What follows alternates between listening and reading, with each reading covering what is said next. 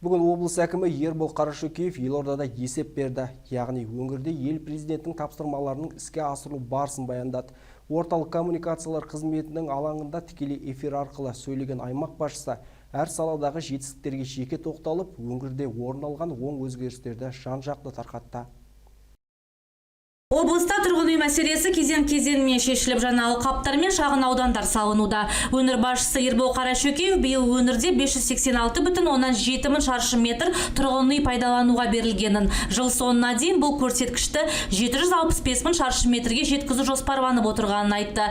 Қазір 2190 пәтерден тұратын 46 тұрғын үйдің құрылысы жүргізілуде. Биыл оның 20-сын аяқтау көзделген.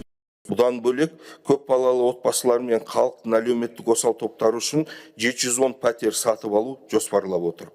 Әулие-ата жастар бағдарламасы аясында 140 жас отбасы. Әулие-ата жастары бағдарламасы өңірде кадрларды тұрақтандыру, кәсіби дамуға жағдай жасау және қолжетімді тұрғын үймен қамтамасыз етуге бағытталған. Аталған бастама бойынша дәрігерлер, мұғалімдер, инженерлер, әлеуметтік қызметкерлер жеңілдетілген шарттармен пәтер алған.